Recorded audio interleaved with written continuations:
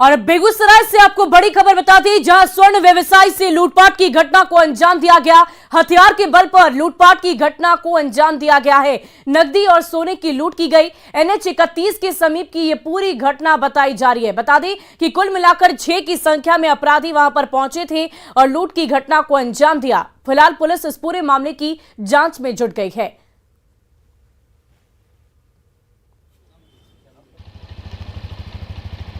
रास्ता में कुछ बाइक से 6 लड़का था, वो छीन छोड़ किया मेरे साथ।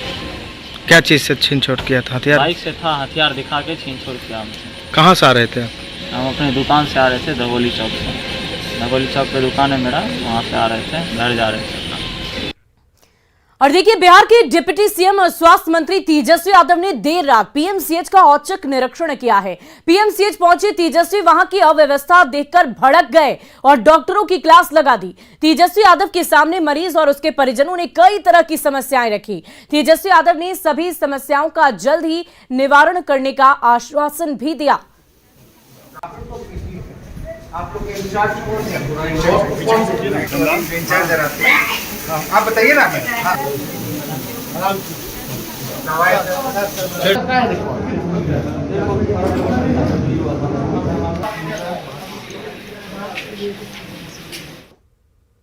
और PMCH गए थे हम लोग टाटा वार्ड में। उसके बाद हम लोग जो है गर्दनी बाग के अस्पताल में हम लोग गए और एक इनकम टैक्स के बगल में गार्डियर अस्पताल है, वहाँ पे हम लोग निरीक्षण हम लोगों ने किया। 2 अस्पताल में तो डॉक्टर थे, पेशेंट नहीं थे, फिर भी वहाँ दवा वगैरह था, कर्मचारी थे। मतलब कोई पेशेंट आता है तो अटेंड करने की ये लोग थे। लेकिन PMCH के खास तौर पे बाकी सारा तो सब ठीक है, लेकिन जो आपका ये जो टाटा वार्ड जो है, वहाँ की हालात जो है पत्थर थी। हमें सूचना मिली थी क्योंकि वहाँ गरीब लोग जो है, ज़्यादातर मरीज़ अलग अलग ज़िलों से बिहार के लोग आते हैं, तो हम लोग जाकर के देखना था कि भाई क्या दिक्कत है। सूचना के आधार पर प्रैक्टिकली जाके देखे, चाहे दवा की बात हो, डॉक्टर सीनियर डॉक्टर कोई नहीं था, दवा की व्यवस्था नहीं थी, साफ़ सफाई नहीं था, पेशेंट जो है वो उनको सुविधा नहीं मिल रही थी, तो हर चीज़ में जो है लापरवाही देखी गई। तो इसको हमने बोला, सुपरिटेंडेंट को भी बुलाया, जिम्मेवारी बनती है आपकी, कार्रवाई होगी। जो रोस्टर नहीं था, कोई अटेंडेंस नहीं था, झूठ बोल रहे थे लोग, साफ झूठ जो है पकड़ा गया, तो कार्रवाई तो होगी। देखिए, और आज मुख्यमंत्री नीतीश कुमार के दिल्ली दौरे का आखिरी दिन है। आज राष्ट्रपति उपराष्ट्रपति से उनकी मुलाकात होनी है। देर शाम राजधानी पटना मुख्यमंत्री नीतीश कुमार आज लौट आएंगे। आज शरद पवार से भी उनकी मुलाकात होगी और साथ ही साथ CPI-ML के महासचिव दीपांकर भट्टाचार्य से भी आज मुख्यमंत्री नीतीश कुमार की मुलाकात करेंगे। आपको बता दें कि मुख्यमंत्री नीतीश कुमार दिल्ली दौरे पर है और आज दिल्ली दौरे का आखिरी दिन होगा। राष्ट्रपति उपराष्ट्रपति से मुलाकात होगी और आज शाम ही वो राजधानी पटना लौट आएंगे। सोमवार को सबसे पहले दिल्ली में राहुल गांधी से मुलाकात। सोमवार को ही कर्नाटक के पूर्व CM कुमारस्वामी से मुलाकात। मंगलवार को CPM महासचिव सीताराम येचूरी से मुलाकात। CPI नेता D राजा से मुलाकात। दिल्ली के मुख्यमंत्री अरविंद केजरीवाल से मुलाकात। हरियाणा के पूर्व CM ओम प्रकाश चौटाला से मुलाकात।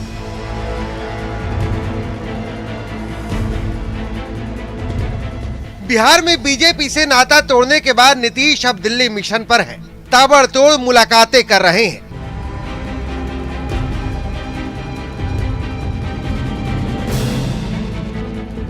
नीतीश कहते हैं कि PM पद का दावा नहीं है, PM पद के बारे में सोचते भी नहीं है, लेकिन प्रबल इच्छा है कि विपक्ष एकजुट हो, क्योंकि इसी में नीतीश की सियासत की आकांक्षा भी समाहित है। दोनों का हमारा कोई दावा नहीं, हमारी इच्छा यही है कि सब एक क्या बीजेपी के लिए अपना जो बातचीत करना नहीं, लेकिन एकजुट होकर आपका नाम प्रस्ताव में अगर आगे आया तो आप रेस्पॉन्सिबिलिटी लेंगे आपके बारे में, तो आप आगे कर लो। ये पहली बार नहीं है जब नीतीश कुमार महागठबंधन बनाने के लिए पसीना बहा रहे हैं। 2015 में भी उन्होंने कोशिश की थी, लेकिन तब वे सफल नहीं हो सके थे। बीजेपी नेता सुशील कुमार मोदी मानते हैं कि नीतीश का दिल्ली दौरा सियासी पर्यटन के अलावा कुछ भी नहीं है, क्योंकि नीतीश वो कारवां बनाने निकले हैं जो कभी साथ आ ही नहीं सकता। घूमेंगे क्या फर्क पड़ता है? क्या राहुल गांधी को अरविंद केजरीवाल स्वीकार करेंगे? क्या राहुल गांधी को ममता बनर्जी स्वीकार करेंगी? क्या केसीआर स्वीकार करेंगे? दिल्ली में आम आदमी पार्टी का मुकाबला किससे है? पंजाब में किससे है? कांग्रेस के साथ। सीपीएम का मुकाबला, लेफ्ट का मुकाबला केरल में किससे है? कांग्रेस के साथ है। टीएमसी जो है वो किससे लड़ रही है? तो इसलिए लोकसभा चुनाव में आपने देखा होगा कि बंगाल में भी बीजेपी 18 सीटें जीत गई। इधर नीतीश के पुराने रामचंद्र भी मानते हैं कि मौजूदा विपक्ष उन पंक्षियों की तरह है जिनके स्वभाव एक दूसरे से मेल नहीं खाते। वो विपक्षी एकता है या थोड़ा लोगों को खराब लगेगा कि पक्षी एकता में लगे हुए हैं। पक्षियों को जानते हैं ना, पक्षी में एकता हो सकती है क्या? कई पक्षी जो होता है जमीन पर है, कई पक्षी हवा में है, कोई पेड़ पर रहता है। पक्षियों के तरह तरह के भोजन होते हैं, कोई जल में रहता है। वही हाल है अपने देश में। जितनी पार्टियां विपक्ष जिसको कहते हैं, पटना में ही आए तो थे, केसीआर आए, क्या हुआ जी?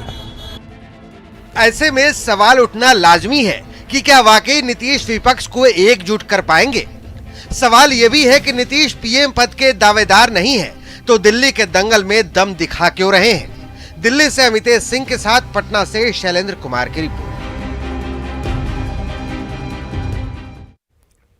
और नीतीश कुमार ने कल देर शाम दिल्ली में समाजवादी नेता शरद यादव से मुलाकात की। छतरपुर में शरद यादव के आवास पर जाकर सीएम नीतीश ने उनसे मुलाकात की है। और वहीं नीतीश कुमार गुरुग्राम की मेदांता अस्पताल में यूपी के पूर्व सीएम मुलायम सिंह यादव से मिलकर भी उनका हालचाल जाना।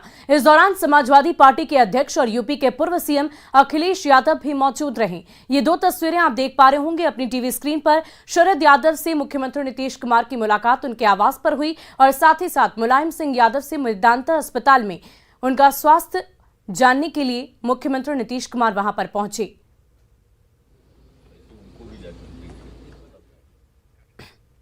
और नीतीश कुमार से मुलाकात को शरद यादव ने काफी बेहतर बताया है। साथ ही यह भी कहा कि नीतीश कुमार अपने अभियान में जरूर सफल होंगे।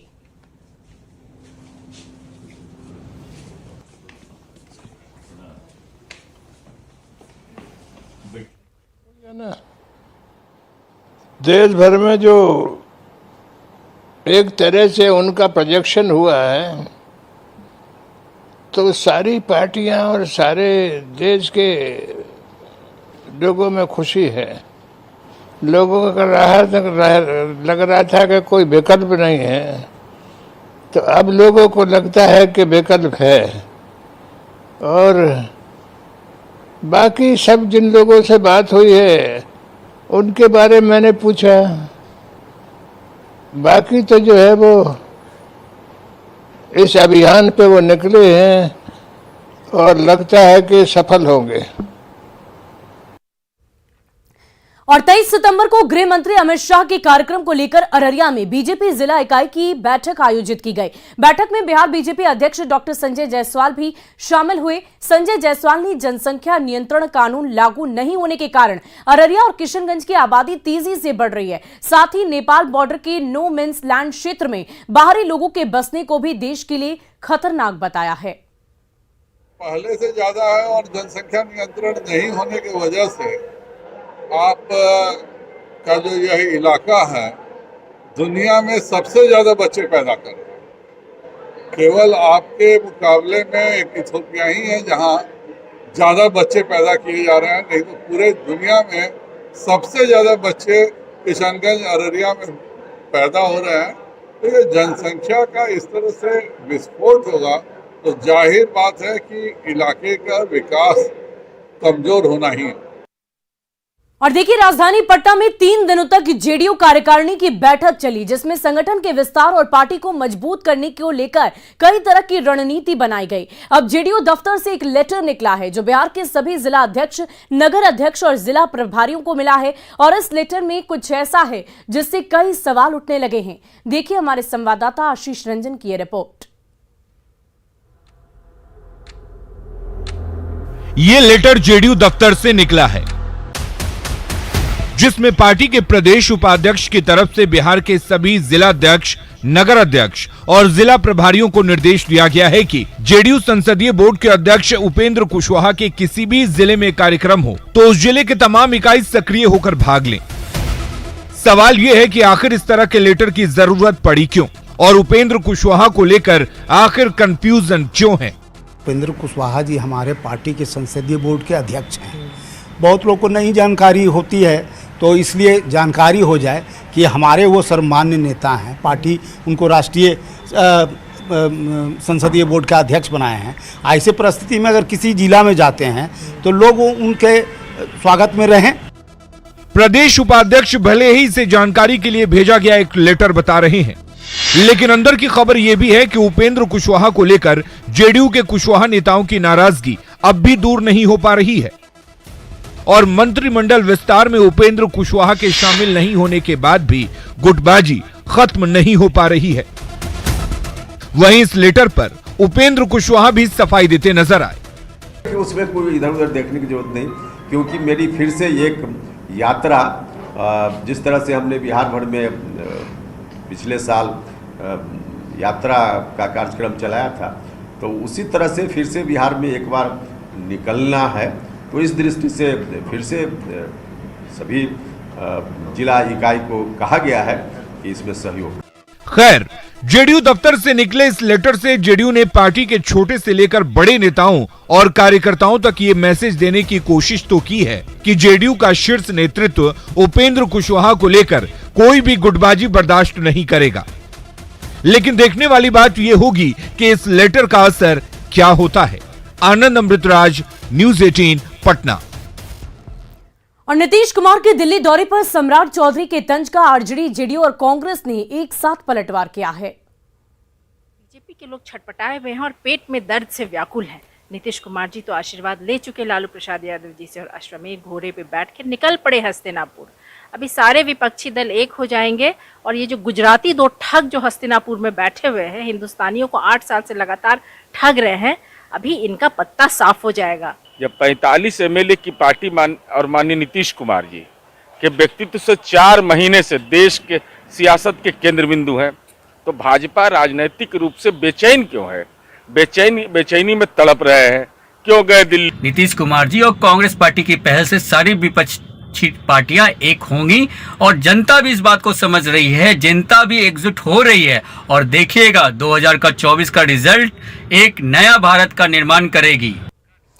और चलिए बढ़ते हैं अगली खबर की ओर। भागलपुर सेंट्रल जेल में सोमवार को 6 कैदियों ने 3 कक्षपाल के साथ मारपीट कर जेल पर कब्जा करने की कोशिश की, जिसको लेकर जेल में सायरन बजाना पड़ा। सुरक्षा जवानों ने जेल के अंदर कैदियों को शांत कराया और सभी 6 कैदियों को अलग सेल में बंद कर दिया गया। मौके से ज्यादा जानकारी दे रहे हैं हमारे सहयोगी आशीष रंजन।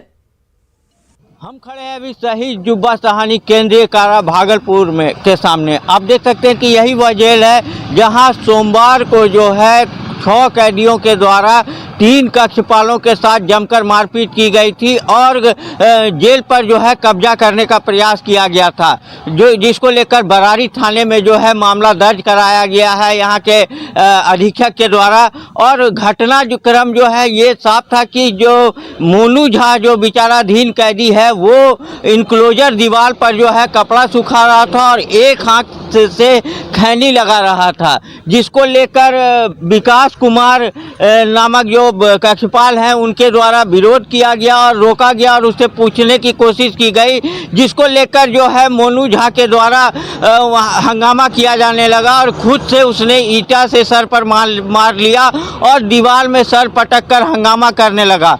जिसके बाद जो है अशोक झा कक्षपाल जो विचाराधीन कैदी हैं और राजू कुमार, विक्रम यादव, प्रफुल्ल कुमार झा और मोहम्मद छोटू नामक जो विचाराधीन कैदी है वो पहुंच गए और उन्होंने पहुंचने के बाद जो है कक्षपाल के साथ मारपीट की और उसका वर्दी तक फाड़ डाला था। जिसके बाद कक्षपाल की बचाव में आए 2 अन्य कक्षपालों के साथ भी इन लोगों ने मारपीट की और कहीं न कहीं जेल पर कब्जा करने का अंदर में प्रयास किया था। जिसके बाद पगली घंटी बजाई गई और पगली घंटी बजने के बाद जो है काफ़ी संख्या में जो सुरक्षा गार्ड हैं वो अंदर पहुंचे थे और उसके बाद जो है किसी तरह से इन लोगों को काबू किया गया और उसके बाद जो है मामले को लेकर एफआईआर जो है बरारी थाने में दर्ज करवा दिया गया है और 3 जो कक्षपाल घायल हुए थे उनका इलाज जेल के अंदर ही कराया गया था। वहीं सबसे बड़ा सवाल उठता है कि जेल में जो है खैनी किस प्रकार आई और ये लोग जो कैदी 6 कैदी जो थे ये इस तरह के हंगामा कर सकते हैं, इसकी सूचना पहले से आखिर कहीं से क्यों नहीं लग रही थी। लेकिन अब जो है उन 6 कैदियों को जो है अलग सेल में बंद कर दिया गया है। वहीं मामला दर्ज कर पुलिस अब इसको लेकर कार्रवाई करने की तैयारी में है। आशीष रंजन, न्यूज 18 भागलपुर। और देखिए, मुंगेर में फायरिंग का एक वीडियो सोशल मीडिया पर काफी तेजी से वायरल हो रहा है। बताया जा रहा है कि इस वीडियो में दिख रहा शख्स उप मुख्यापति है जो आरजेडी सरकार के आने की खुशी में फायरिंग कर रहा है। न्यूज 18 वायरल वीडियो की पुष्टि नहीं करता। फिलहाल पुलिस मामले की जांच में जुटी है।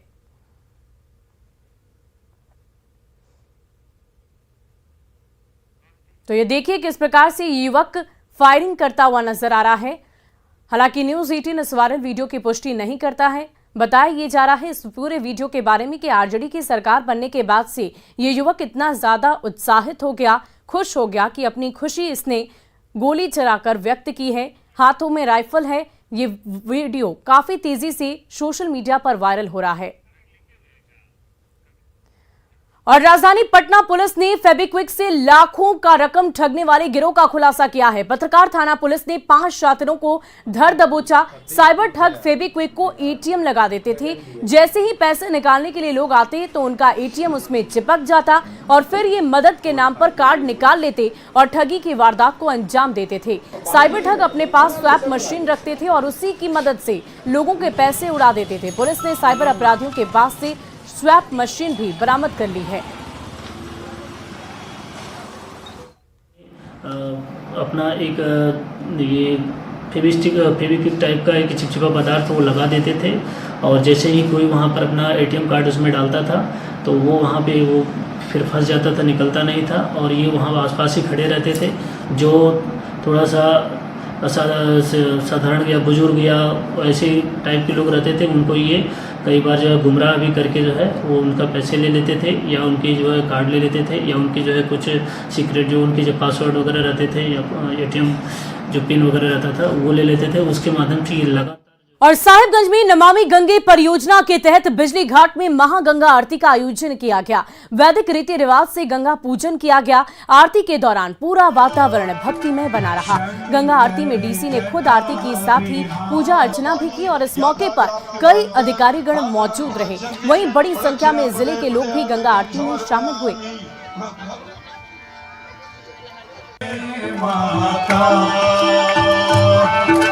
शंकर जटा विहार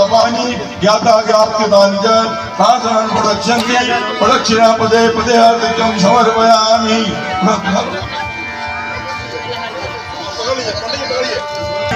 भवं भवामि सहितं नमामि। ओम गंगा जी के तीर्थेभ्यो नमः। गंगे जय यमुने जय गोदावरी। और फिलहाल के लिए इस बुलेटिन में अभी के लिए बस इतना ही। लेकिन न्यूज 18 बिहार झारखंड पर खबरों का सिलसिला लगातार जारी है।